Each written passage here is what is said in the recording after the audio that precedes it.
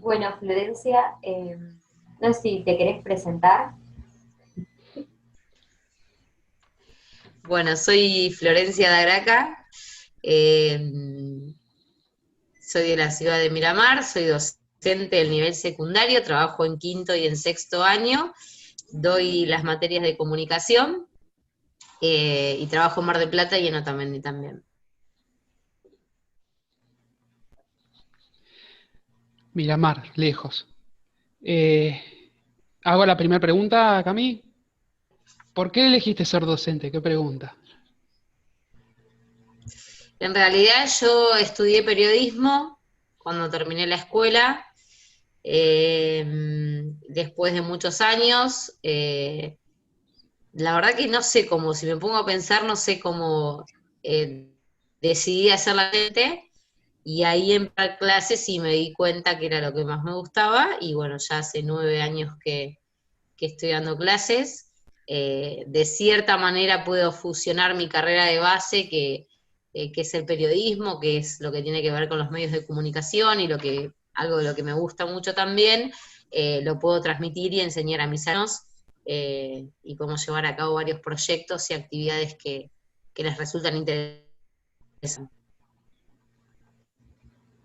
De tu carrera de base, que es el periodismo, hiciste, digamos, un trayecto pedagógico que después te habilitó a dar Exactamente, clases. de 2 años que me habilita a dar clases, que habilita a estar en el listado oficial, eh, bueno, pues tomar horas y tener cargos titulares. Durante 2 o 3 años hice el profesor también, pero eso, bueno, lo dejé colgado pendiente, capaz que en algunos años lo vuelva a retomar, pero bueno, por el momento no.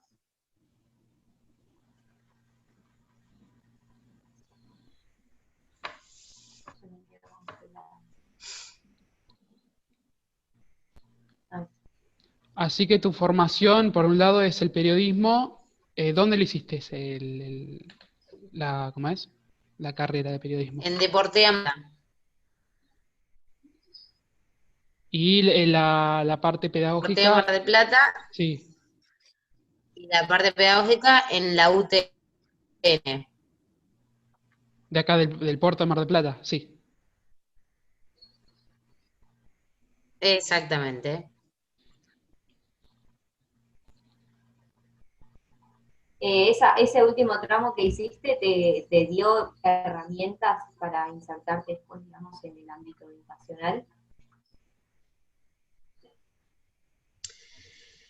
Un poco rara la pregunta, porque habiendo tenido también la habilidad, como les contaba recién, de hacer el profesorado de lengua y literatura, yo cursé 3 años, pero del profesorado, cursé 2 materias pedagógicas, o dos, no me acuerdo cuántas materias son, pero cursé 2 años materias pedagógicas, eh, y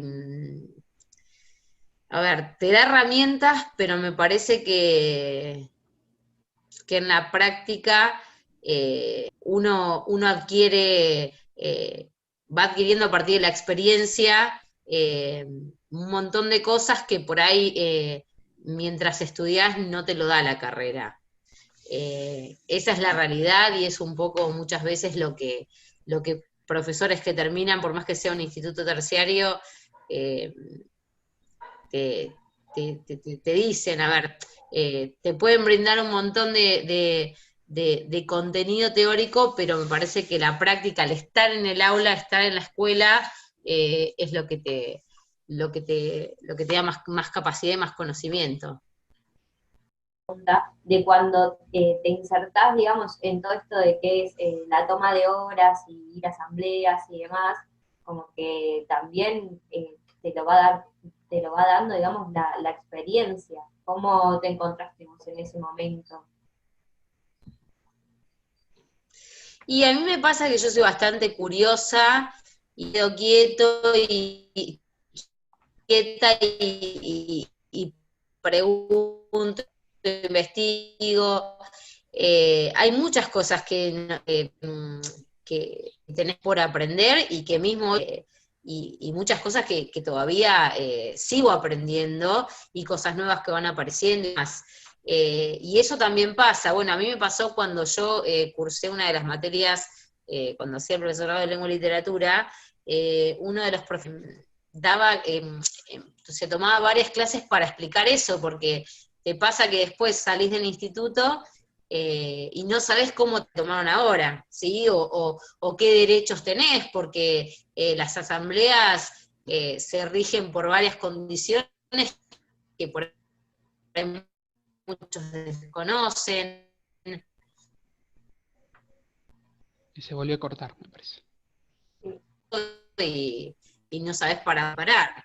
Y es prueba y error, porque es así, es prueba y error, y es ir viendo y probando y averiguando, y por ahí, no sé, se te escapó una hora, tomó otro que tenía un centésimo más de puntaje, pero bueno, ya para la próxima lo sabés. Por ejemplo, vos pudiste hacer uso de ese conocimiento de los derechos, digamos, para, digamos, como, no sé, hacer valer, por así decirlo, tus puntajes o un puesto, digamos, que te correspondía a vos algunas horas. Y al principio, por ahí, como les decía hace un ratito, vos desconocés muchas cosas que te enterás después, pero cuando uno va conociendo, a ver, la base, lo más importante es leer el estatuto del docente, que está todo derechos y obligaciones de los docentes. Y a partir de ese conocimiento, ahí vos podés hacer valer tus derechos. Entonces, vos empezás a presentar recursos o amparos o lo que sea para que puedan, para ser escuchados. Muchas veces aquellos que son agremiados, el gremio les facilita o los ayuda, o a mí me ha pasado una situación de unas horas, bueno, cuando un docente tiene horas titulares y sale una suplencia a cubrirse para que se tomen, porque se tomó licencia por X razón, no se puede modificar el horario de ese docente a no ser que el titular lo autorice, y tiene que ser antes de que comience el ciclo lectivo. Y me pasó que fui a tomar unas horas, que por una cuestión de arreglo, de acomodo, le arreglaron las horas a otra persona para que las pueda tomar, y yo me enteré después del acto público. Así que como no estaba gremiada y tampoco conocía mucho del tema, fui a un gremio a preguntar para que me asesoren y me ayudaron, me explicaron la situación, hicimos el reclamo, presenté la nota. Después, bueno, igual no tuve buenos resultados, pero bueno, pude hacer mi reclamo y no me quedé callada ni me quedé con las ganas de saber qué hubiera pasado si no lo hubiera hecho. Siempre uno tiene que luchar por sus derechos, porque lamentablemente hay muchas injusticias en el sistema docente y muchas cosas que por ahí a veces no se hacen bien, y es necesario conocer de qué manera uno puede defenderse o puede ser beneficiado. O sea, la asesoría que tuviste fue del gremio. Claro, porque acá en Miramar nos conocemos todos y las personas que están en el gremio, yo podía acercarme a preguntarles. Yo no estoy agremiada a ningún gremio, no lo comparto.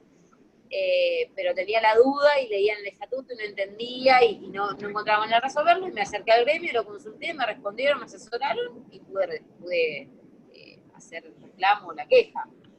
Igual, por más que sea Mar del Plata, los gremios nunca tienen problema de contestar. Si tienes alguna duda, siempre te asesoran.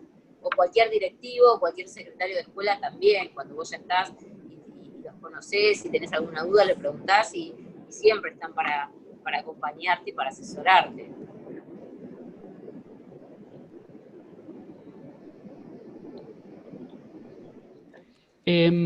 ¿Cómo era el control por parte de las autoridades en la escuela? No sé si nos querés comentar, tal vez al inicio, cuando iniciaste la docencia, si tuviste alguna experiencia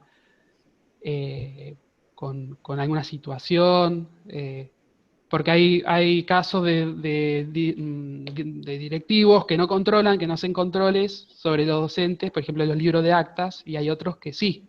Hay diferentes, ¿cómo es? Según qué directivo te toque, el control que lleve. Pero control, vos decís, respecto a observación de clases, por ejemplo. Sí, observación de clases. Bueno, la verdad que sí, he tenido algunas observaciones de clase. El primer año que yo empecé a trabajar, que fue en el 2010, la primera suplencia que tomé, era como por ahí demasiado intimidante porque era la primera suplencia que yo tomaba,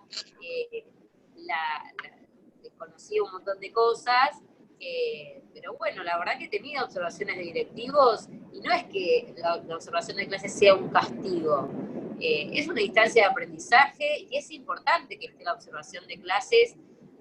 A ver, por ahí a veces a uno le resulta incómodo porque el espacio de aula es el vínculo que vos generás con tus alumnos y que esté alguien como observándote puntual y específicamente resulta por ahí un poco intimidante. Pero creo que es algo constructivo, que simplemente te observan y te miran cómo vos das la clase, cómo explicás, qué contenidos desarrollás y que a vos te sirve también como un crecimiento y como un aprendizaje.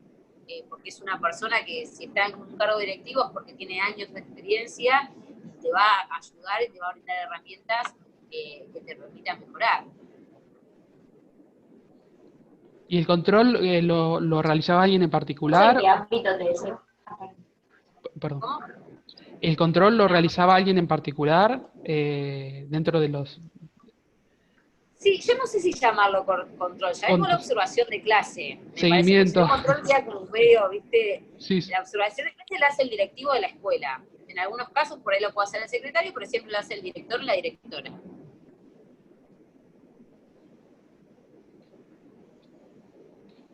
O en caso de que haya justo una visita de inspectora, puede acercarse un inspector a observar una clase también. Un inspector, depende de quién esté en el cargo.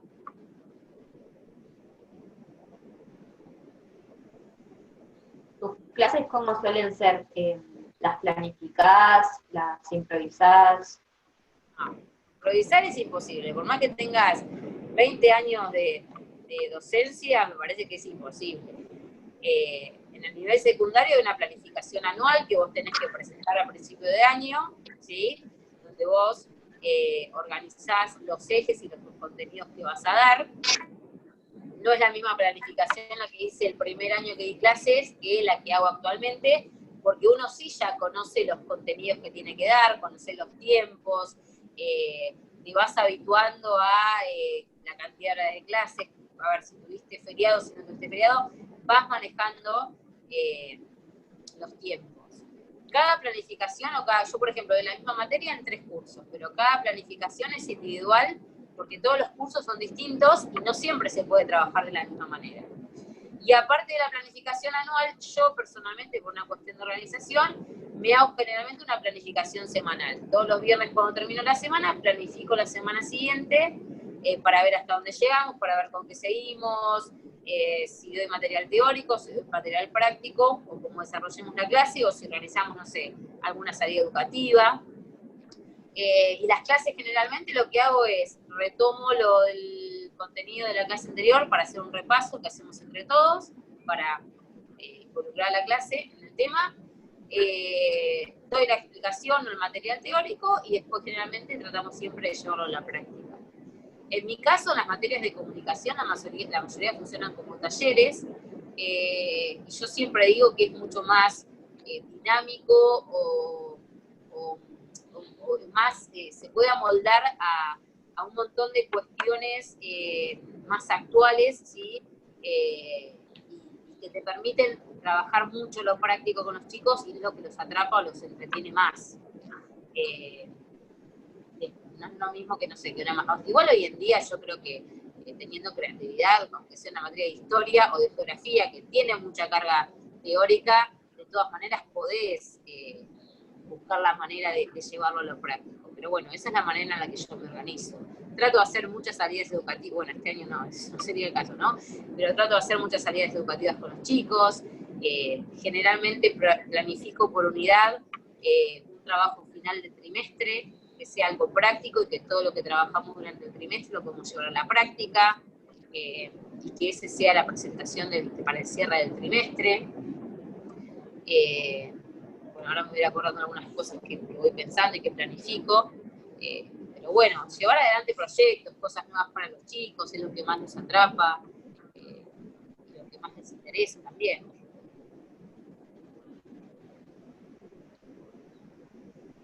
Y hablando así del trabajo en taller y todo lo que mencionás, el tema de los recursos en la escuela que estás trabajando es pública, sí, Trabajo en 5 escuelas públicas, y no sí, trabajo en privado, ¿no? 5 escuelas. ¿Y qué diferencia notas entre la pública y en privado en cuestión, por ejemplo, al aula, a la parte edilicia? Eh, Bueno, no, si esa es una triste realidad de que en la escuela pública las cuestiones edilicias son terribles en muchas. Es difícil mantener una escuela y la cantidad de escuelas que hay en la provincia de Buenos Aires sobre todo. Eh, pero bueno, yo creo que cuando uno le toma cariño al lugar donde trabaja y a la escuela y vos te sentís parte de ella, si bien, no sé, podemos tener todos los bancos rotos, pero bueno, o hasta hacemos, no sé, jornadas de arreglar los bancos, de pintar la escuela, que esas cosas también suman y hacen que los chicos sean parte de. Sí, la cuestión es de edilicias. A ver, tengo una escuela donde no tenemos, por ejemplo, baño de docentes y tenemos que usar los baños de los chicos, ¿sí? Pero bueno, hay algunos que se quejan, otros que no, y es una cuestión también de adaptarse, de colaborar y de tratar de salir adelante. La escuela pública se trata de eso, mucho de la voluntad del equipo docente que hay y lo que se puede llegar a conseguir. Con tus estudiantes, cómo es la relación? No, yo tengo una buena relación con mis alumnos. A veces chocamos y a veces no, porque yo la verdad que soy bastante exigente. Igual con el correr de los años he bajado muchísimo mi nivel de exigencia, porque lamentablemente si no te adaptás, confrontás todo el tiempo. Pero la verdad que yo tengo una buena relación. No he tenido grandes inconvenientes o mayores inconvenientes en estos años que estoy trabajando en la docencia.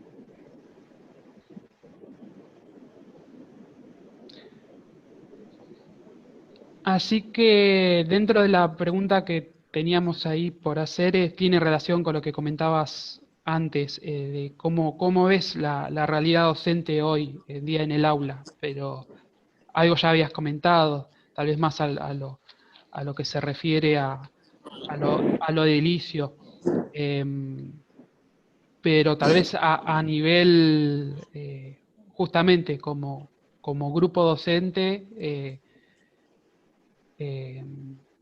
de trabajar en equipo con otros docentes, la relación con otros docentes es buena. Y mira, generalmente siempre tratamos de trabajar en equipo y más, por ejemplo, ahora en este contexto de pandemia, eh, estamos trabajando por áreas en casi todas las escuelas. Eh, a ver, tenés docentes con los que te llevas mejor, docentes con los que no, y tenés por ahí compartís ideas con unos y con otros no. No, es una cuestión de adaptarse y de ir aprendiendo también, ¿no? Porque por ahí yo me pienso que mi idea es la mejor o que yo estoy haciendo bien las cosas y después me doy cuenta de que no. Y me parece que trabajar en equipo está bueno porque uno va contando experiencias con otras escuelas, otras vivencias que tiene, y eso es constructivo para el trabajo docente. Tenés escuelas en las que el equipo docente funciona maravillosamente y otras en las que no, y me parece que eso también lo hace un equipo directivo. Depende del equipo directivo que tenés, quien esté a cargo, es quien va armando, va formando eso también. Yo la verdad que en las escuelas que trabajo, no sé si es porque tengo suerte o no, pero no me puedo quejar. Dentro de lo que se vive hoy en día con respecto al rol de la docencia, que es hasta evaluado por las redes sociales, el rol de docente, o puesto incluso hasta en juicio por las personas.